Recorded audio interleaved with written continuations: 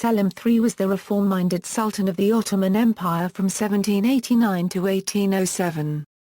The Janissaries eventually deposed and imprisoned him, and placed his cousin Mustafa on the throne as Mustafa IV. Selim was killed by a group of assassins subsequently after a Janissary revolt. Biography and family. Selim III was the son of Sultan Mustafa III and his wife Mustafa Sultan. His mother Mustafa Valid Sultan originated in Georgia, and when she became the Valid Sultan, she participated in reforming the government schools and establishing political corporations. His father Ottoman Sultan Mustafa III was very well educated and believed in the necessity of reforms. Mustafa III attempted to create a powerful army during the peacetime with professional, well-educated soldiers. This was primarily motivated by his fear of a Russian invasion. During the Turco-Russian War he fell ill and died of a heart attack in 1774. Sultan Mustafa was aware of the fact that a military reform was necessary. He declared new military regulations and opened maritime and artillery academies. Sultan Mustafa was very influenced by mysticism. Oracles predicted his son Selim would be a world conqueror, so he organized a joyous feast lasting 7 days. Selim was very well educated in the palace. Sultan Mustafa III bequeathed his son as his successor. However, Selim's uncle Abdülhamid I ascended the throne after Mustafa's death. Sultan Abdülhamid I took care of Selim and put great emphasis on his education. After Abdülhamid's death, Selim succeeded him on April 7, 1789, in his 28th year. Sultan Selim III was very fond of literature and calligraphy. Many of his works were put on the walls of mosques and convents. He wrote many poems, especially about Crimea's occupation by Russia. He spoke Arabic and Persian fluently. Selim III was very religious, and very patriotic.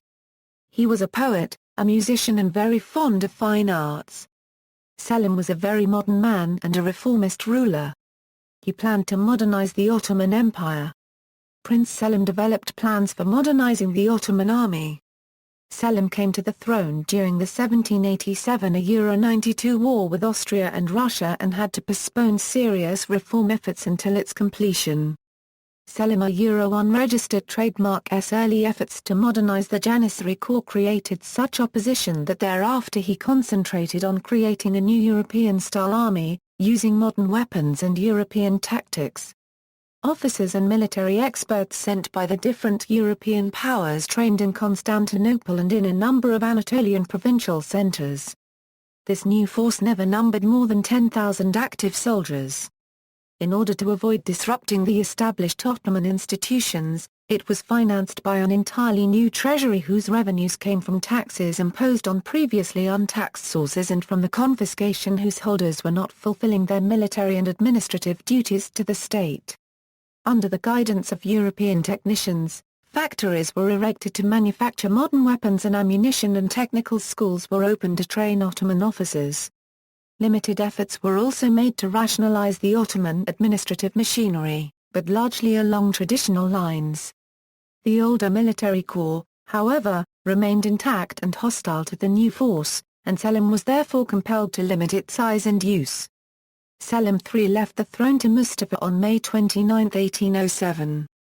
A year and 2 months later he was killed by Alemdar Pasha under the order of Selim's cousin, and successor, Mustafa IV. He was buried in Layli Mosque near his father's tomb.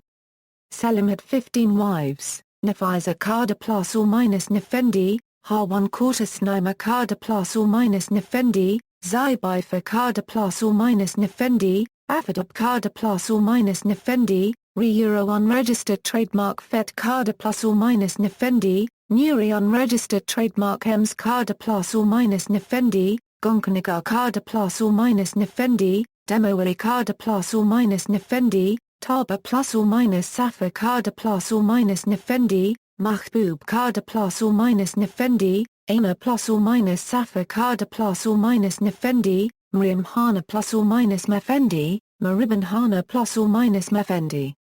Fatma Farisayan Hana plus or minus Mefendi. Reign reforms. He was a son of Mustafa III and succeeded his uncle Abdülhamid I.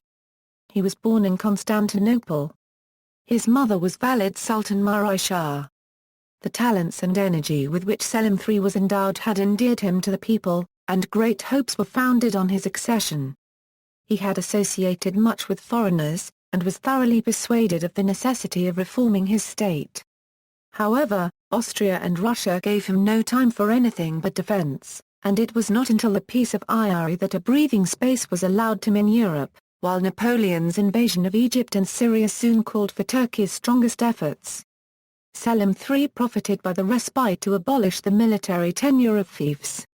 He introduced salutary reforms into the administration, especially in the fiscal department, sought by well-considered plans to extend the spread of education, and engaged foreign officers as instructors, by whom a small corps of new troops called Nizam-i-Jadid were collected and drilled.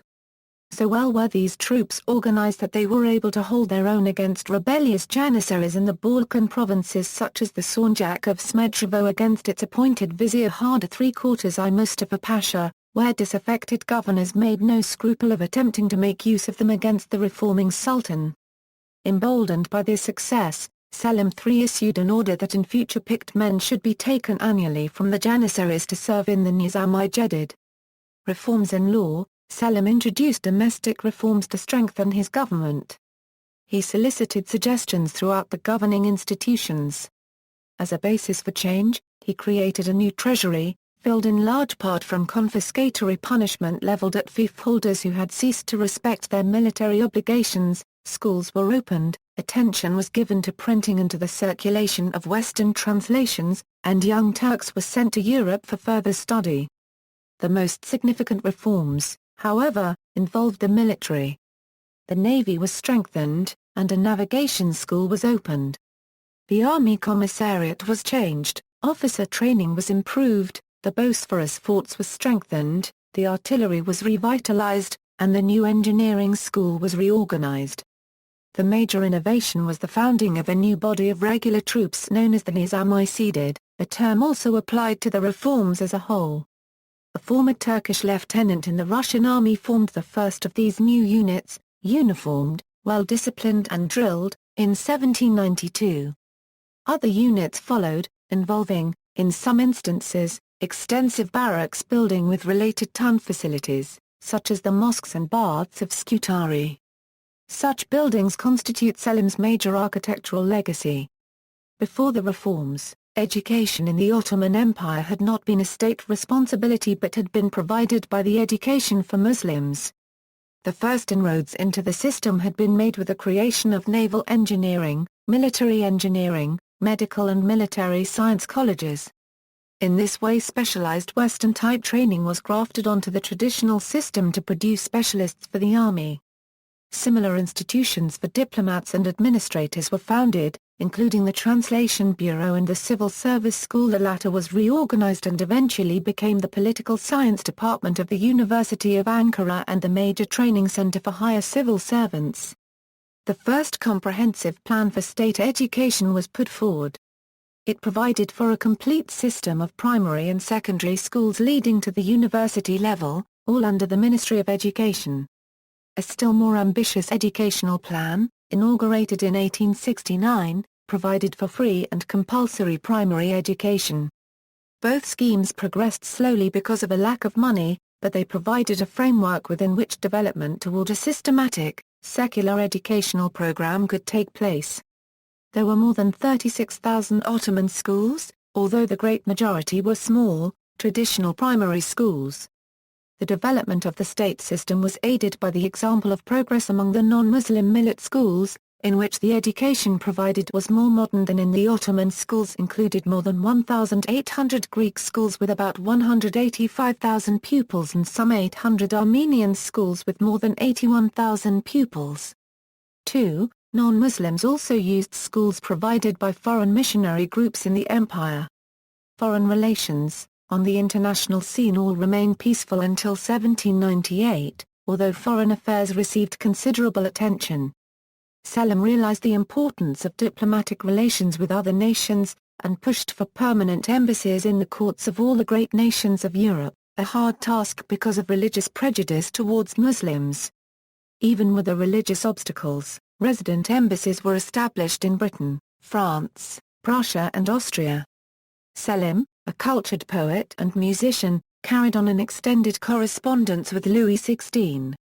Although distressed by the establishment of the Republic in France, Ottoman government was sued by French representatives in Constantinople who maintained the goodwill of various influential personages.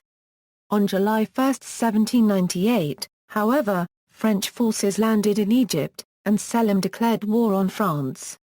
In alliance with Russia and Britain, the Turks were in periodic conflict with the French on both land and sea until March 1801. Peace came in June 1802, the following year brought trouble in the Balkans. For decades a sultan's word had no power in outlying provinces, prompting Selim's reforms of the military in order to reimpose central control. This desire was not fulfilled. One rebellious leader was Austrian-backed Osman Passepartout, whose invasion of Wallachia in 1801 inspired Russian intervention, resulting in greater autonomy for the Danubian provinces. Serbian conditions also deteriorated. They took a fateful turn with the return of the hated Janissaries, ousted 8 years before. These forces murdered Selim's enlightened governor, ending the best rule this province had had in the last 100 years. Neither arms nor diplomacy could restore Ottoman authority. French influence with the Sublime Porte did not revive, but it then led the Sultan into defying both St. Petersburg and London, and Turkey joined Napoleon's continental system. War was declared on Russia on December 27 and on Britain in March 1807.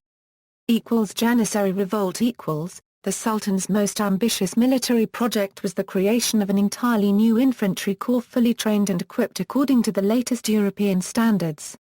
This unit, called the Nizam-i-Jadid, was formed in 1797 and adopted a pattern of recruitment that was uncommon for the imperial forces. It was composed of Turkish peasant youths from Anatolia, a clear indication that the Devshirme system was no longer functional. Officered and trained by Europeans, the Nizam-i-Jadid was outfitted with modern weapons and French-style uniforms. By 1806 the new army numbered around 23,000 troops, including a modern artillery corps, and its units performed effectively in minor actions. But Selim III's inability to integrate the force with the regular army and his reluctance to deploy it against his domestic opponents limited its role in defending the state it was created to preserve. From the start of Selim's reign, the Janissaries had viewed this entire program of military reform as a threat to their independence, and they refused to serve alongside the new army in the field. The powerful Derobis were alarmed by the way in which the Sultan financed his new force. He confiscated Timars and directed the other revenue toward the Nizam-i-Jadid. Further opposition came from the ulema and other members of the ruling elite who objected to the European models on which Selim based his military reforms. Led by the rebellious Janissaries, these forces came together in 1806, deposed Selim III, and selected a successor, Mustafa IV, who pledged not to interfere with their privileges. The decree of deposition accused Selim III of failing to respect the religion of Islam and the tradition of the Ottomans. Over the course of the next year, the embassies in Europe were dismantled, the Nizam-i-Jadid troops were dispersed, and the deposed Sultan, whose cautious military reforms were intended to do no more than preserve the tradition of the Ottomans, was murdered.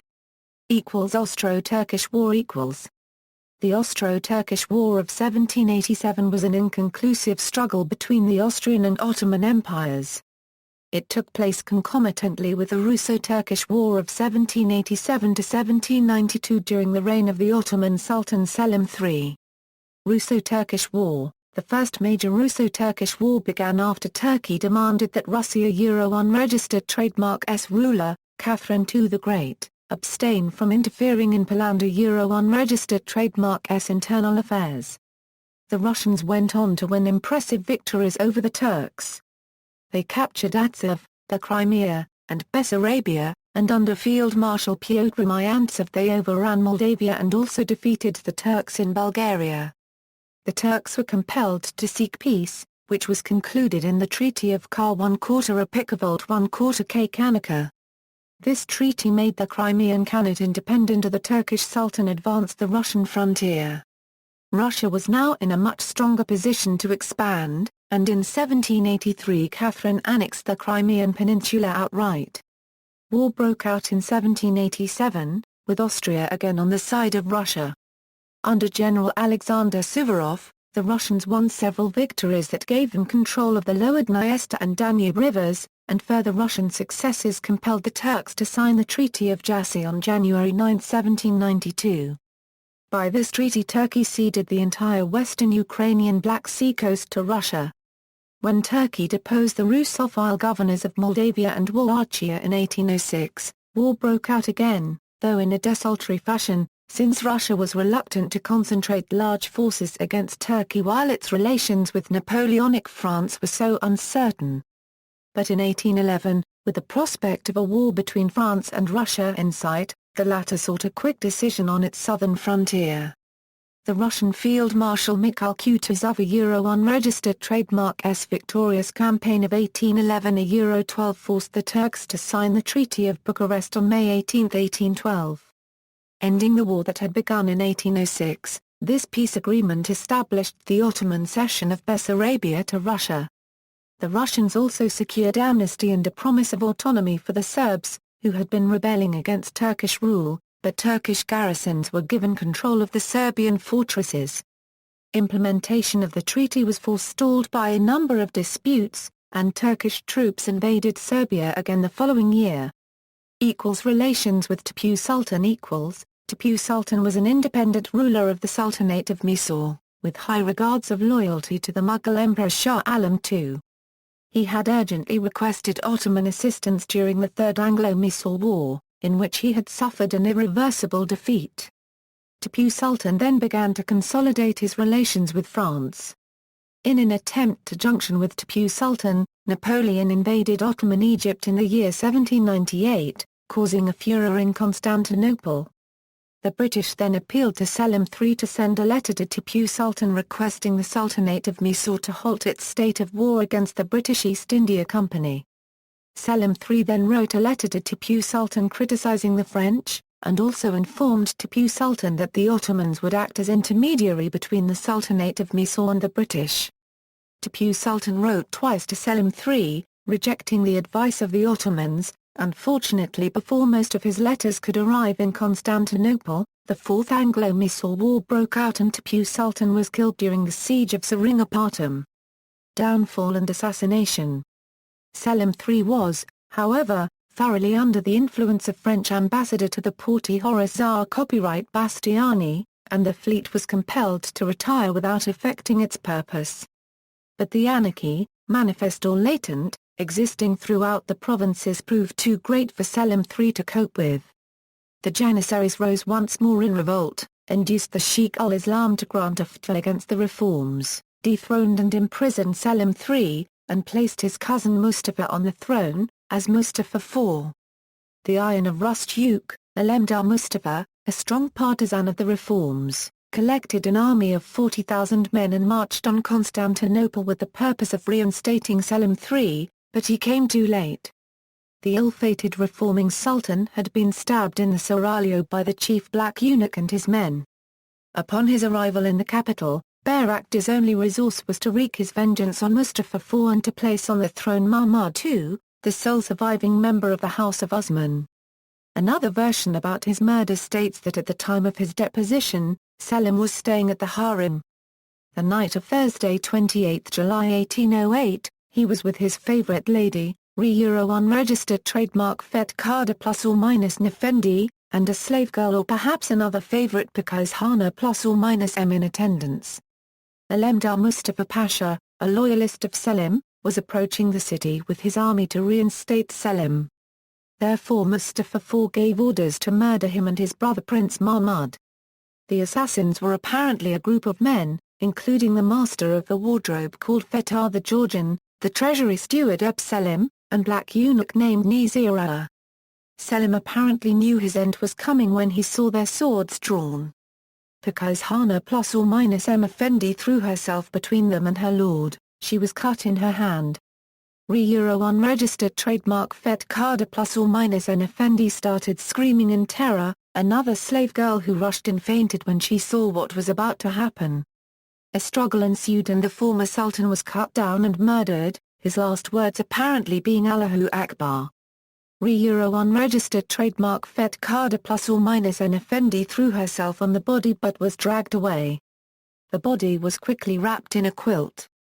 The assassins moved on to find Prince Mahmud and attempt to murder him too. He was more fortunate though and later ordered the assassins to be executed. Selim III would be the only Ottoman Sultan to be killed by the sword. He died in Constantinople. Franco-Turkish relationships French goals At the same time the 30-year-old Napoleon Bonaparte, a general of the French Republic, returned from his ill-fated Egyptian campaign. The French seizure of Egypt had produced results contrary to those which Napoleon had intended. Instead of striking a blow at the colonial power of Britain, the invasion had alarmed the Ottoman Porte and driven it into an alliance with the British as well as the long-standing enemy of the Turks, Russia. Yet, by 1802, the Peace of Amiens would put an end to the war between France and the Second Coalition. The peace would give Napoleon, who was now the first consul of France, a respite during which he could begin to mend French relations with the Ottoman Empire. The years 1802 to 1807 would witness a decidedly pro-Turkish policy on the part of Napoleon. For him, this slowly deteriorating empire would come to play, in these years, an integral role in his European diplomatic strategy. Friendship and alliance with the Ottoman Empire could serve him not only as a useful tool against the commercial power of his greatest enemy, Britain, but even more so as a means to bend Russia and its Tsar to his will. In his goal to rebuild and strengthen Franco-Turkish relations, Napoleon benefited from two things. The first factor riding in his favor was the long history of diplomatic and economic relations that had existed between France and the Ottoman Empire, since the 16th century. While many European nations had, over the centuries, made agreements and sent ambassadors to the Turkish court, the French had been one of, if not the most highly favored nation. The French were the first to conclude a commercial treaty with the Turks. French businessmen invested heavily in the Ottoman Empire and by the late 18th century, all Roman Catholics in the Ottoman Empire were placed under French protection. A second factor which benefited Napoleon was that the Ottoman Sultan, Selim III, had, for most of his life, been somewhat disposed towards the French. As the nephew of the Sultan Abdulhamid, Selim had ascended to the throne in the same year that revolution had exploded in France, 1789. Since the time that he had been a young prince, secluded in the palace, Selim had apparently developed a personal taste for things European. Though he had a fondness for Western European theatre, music, art and poetry, his greatest interest was in European military institutions and practices. Even before he became Sultan, he had secretly written to the French court of Louis XVI requesting advice on how to build up the Ottoman armed forces to the level of those in Europe. This early desire for military reform would come to fruition after he became Sultan, when the wars between the Ottoman Empire and the ambitious Catherine the Great of Russia had revealed the overall weakness, lack of discipline and lack of training among the Ottoman forces. Turkish goals After the Peace of Jassy in 1792, which ended the war between the Ottoman Empire and Russia, Selim had hoped to stay out of the European conflicts that had arisen as a result of the French Revolution, though he personally sympathized with the French in their struggle. Selim's desire for neutrality stemmed from his wish to have time in which to implement his plans for military reform. One of the most important of these was to be the reform of the unruly Janissary corps. Selim also had other grand designs such as the creation of an entirely new military force, the Janissaries, which was to be equipped, clothed, drilled and instructed in a totally European manner with rank to be based on ability. To aid him in these reforms, Selim at first utilized the skills of General Albert Dubayet, French ambassador to the Porte in 1796.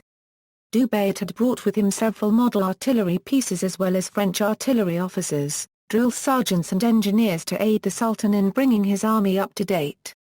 Selim wished to reform the Janissaries along the same lines as the Janissaries, trained, equipped and clothed in the European manner. In the end Selim's efforts were not overly successful. The Janissaries bitterly opposed the reforms and refused to be trained in the manner of Europeans. In addition, they did all that they could to hamper the creation of the Nizam. I said it. Except for some marked improvements in the artillery corps, by the end of his reign, Selim's forces remained at the same low level as they had been when he first became sultan. This period of reform was interrupted, however, as Selim found himself forced to take sides in the European conflict when General Bonaparte's forces invaded Egypt and Syria. As a result, Selim would declare war on France on September 11, 1799. In doing so, he not only allied himself to England, but also with his oldest and most important enemy, Russia. As it is well known, with the death of Catherine the Great in 1796, her son Paul I became Tsar. He made overtures for rapprochement with the Turks in order to secure, via the alliance signed with the Turks in 1799, the right for Russian warships to pass through the straits. He also gained concessions on the issue of the principalities of Moldavia and Wallachia. Selim would be troubled by these alliances in the years to come. Yet, Russia withdrew from the anti-French coalition not long after signing the alliance with the Porte, and by 1801, Britain had agreed to negotiate a peace with France. In June 1802, a formal peace treaty was signed between Britain and France at Amiens. Among the many articles in this treaty, Article 8 stated that the possessions and integrity of the Ottoman Empire were to be preserved as they were before the war. More importantly, the Turks decided to enter into a separate peace with France, in conjunction with Amiens, a peace for which they received little British or Russian support. Through this agreement, France regained her former privileges, and for the first time, the Porte gave French merchant vessels the right to trade freely on the Black Sea. With this treaty, Napoleon restored many of the rights that had been enjoyed prior to the revolution and set the Ottoman Empire and France on the road to rebuilding their diplomatic relations. In addition, Napoleon had opened up new markets by which France could trade with Russia, the Balkans, and even into Persia. These new markets, he hoped, would rival and perhaps surpass British commercial interests in the East. For Napoleon, his signature on the Peace of Amiens did not mean that he had suddenly abandoned all his plans to destroy Britain's commercial and naval supremacy, nor did it mean that he had forgotten his territorial ambitions for France in the realm of the Ottoman Empire. Napoleon especially desired to regain French control over the Ionian Islands, and also had his sights set on controlling key areas on the Adriatic coast in the Balkans. The key point in his future plans was Constantinople, now Istanbul. In reality, Amiens was regarded as more of truce than a definite termination to their conflicts.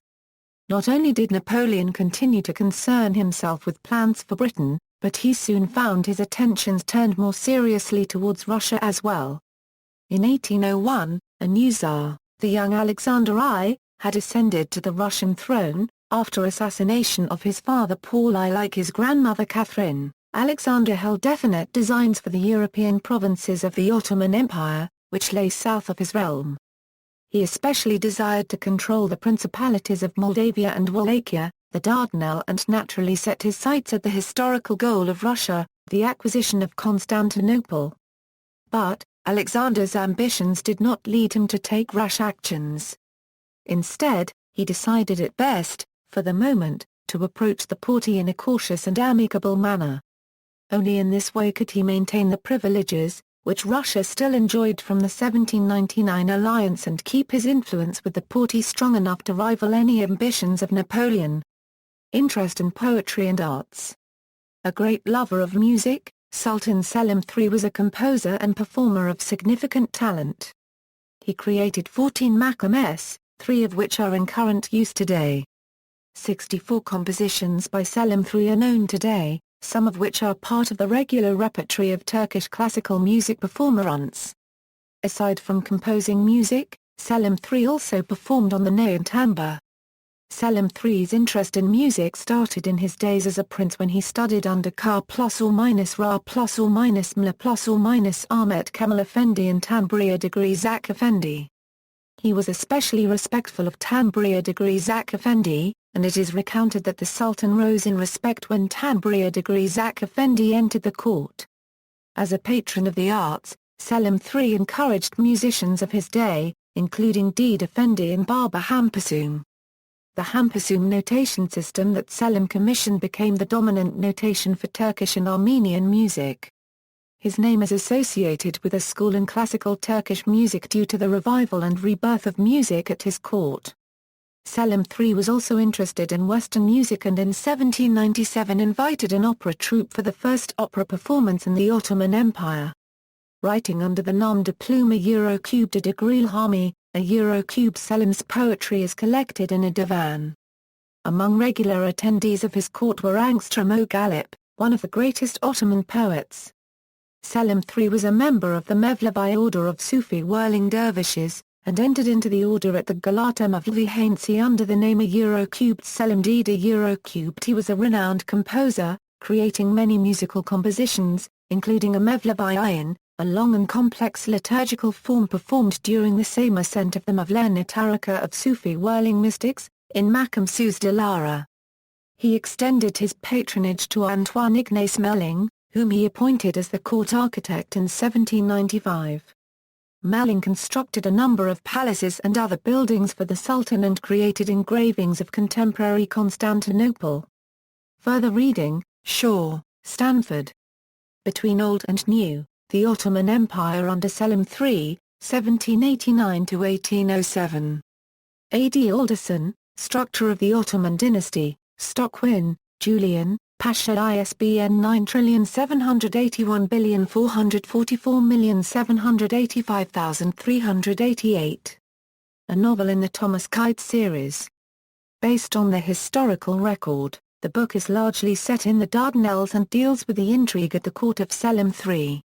Notes: the information portal regarding the history, military, culture and arts of the Ottoman Empire, www.theottomans.org, book, The Ottoman Khilafah, http, www.theottomans.org. Family Selim III Asp, Constantinople.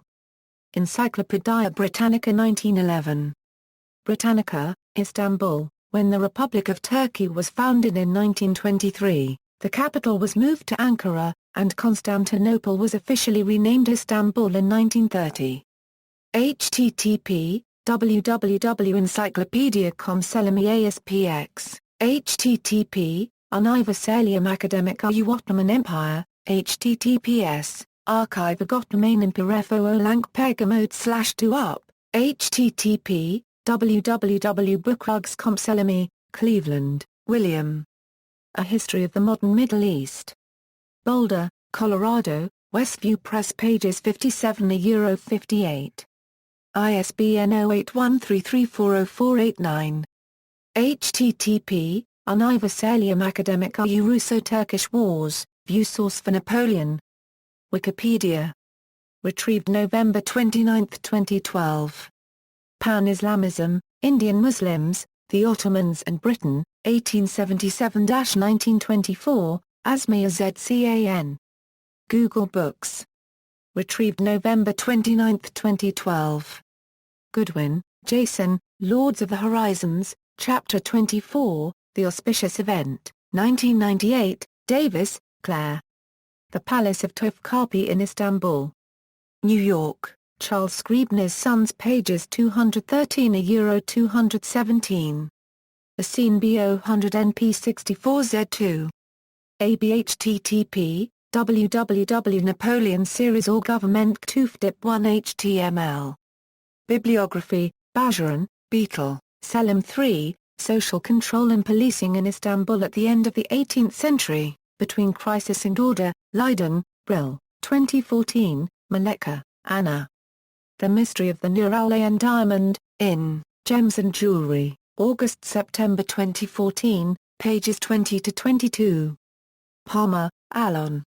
The Decline and Fall of the Ottoman Empire. Ch. Shaw, Stanford J. The Origins of Ottoman Military Reform, the Nizami-seeded Army of Sultan Selim III. Journal of Modern History, 291–306 in JSTOR, Shaw, Stanford J. Between Old and New, the Ottoman Empire under Sultan Selim III, 1789–1807, Tunke Zulu, Sultan Selim III and the Modernization of the Ottoman Navy. See also, Ottoman military reform efforts. Nizam-I Jadid, Kabak and Nanavolt plus or minus Mustafa, the Ottomans, Europe's Muslim emperors. References: This article incorporates text from a publication now in the public domain. Chisholm, Hugh, ed. Selim. Encyclopædia Britannica. Cambridge University Press. External links: Media related to Selim III at Wikimedia Commons.